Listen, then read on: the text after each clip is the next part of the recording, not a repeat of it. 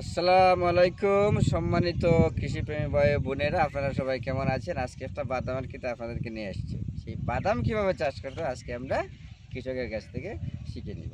কিছু কিছু জিনিস অনেক মানুষের কাছ থেকে শিখতে, এখন নিজে কৃষক হলে হয় না, কেউ অনেক কৃষকের কাছ থেকে শিখে, কেউ মায়ের পেট থেকে শিখায় না, ঠিক আছে না?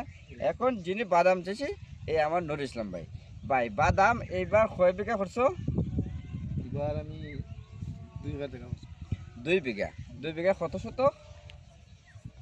80 শতক, 80 80 শতক। 75 শতক এরকম হবে। 75 থেকে 80 শতক জায়গা হবে এই জায়গায়। এখন বাদাম এবারই প্রথম করছেন নাকি আরো আগে করছেন?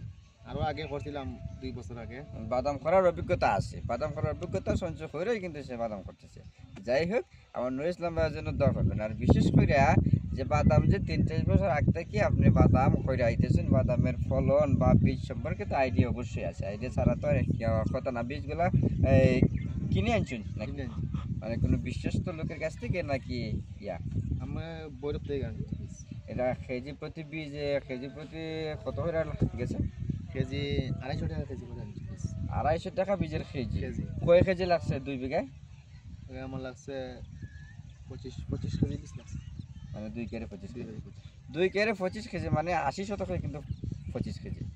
অনেক জায়গায় 40 শতকে বিঘায়, তাদের এই জায়গায় 40 শতকে বিঘায় সেই হিসাবে কিন্তু 25 কেজি। এখন যদি 33 শতকে বিঘা হয় তাহলে কিন্তু আরো কম লাগবে, বা 5 কেজি কম লাগবে, এরকম লাগবে।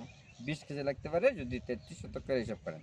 যাই হোক, এখন বাদাম যে অন্যবারও যে বাদাম চাষ করেন, সেই 1 বিঘা বা 40 শতকের জমিতে কি কয় মন বাদাম হয়? কোন তো প্রথম অবস্থায় আছিল, পরে মোটামুটি ভালোই হয়েছিল। প্রায় একটানি 20 মনের মতো হয়েছিল। মানে 20-15 উপরে 20 হয়েছে। মন। তো এবার যেহেতু আপনার অভিজ্ঞতা আছে, 2 বিঘা আছে, 80 শতক জায়গা আছে, না হলে তো 50 মনের উপরে হওয়ার কথা, এবার তো আশা বেশি। অভিজ্ঞতা যেহেতু। আর বিশেষ করে বাদামের মধ্যে কিন্তু সবচেয়ে জরুরি বিষয় যেটা, বাদামের মধ্যে কিন্তু সার কম দিতে হয়। সার কিন্তু কম দেওয়া লাগে, এটা তো আমি জানি। একদম দিছি না স্যার, হুম। খালি শুধু যে ওই যে 3-4 বছর আগে যে বাদাম চাষ করছিলেন, ওই সময় সার কি পরিমাণে দিয়েছিলেন? সময় ওই ইউরিয়া সাদা সার দিয়ে এটা কিছু দিয়েছিলাম। এটা 2-3 বার করছিলাম। এবার সাদা সার মারছি না এখন।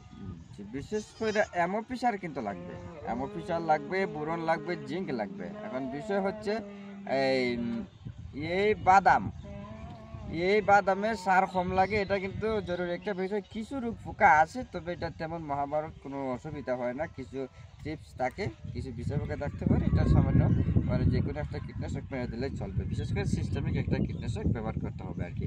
আর যদি পোশাক কোনো ধরনের সার সমস্যা থেকে থাকে তাহলে মনে করেন এক ধরনের গোল্ডাজম কিন্তু স্প্রে করলেই যথেষ্ট হয়ে যাবে, আর বেশি কিছু কিন্তু ইউজ করা লাগবে না। এখন যাই হোক, সকলে দোয়া করবেন যাতে আমার বাদাম চাষির বাদাম ভালো ফলন হয়। ধন্যবাদ সকলকে।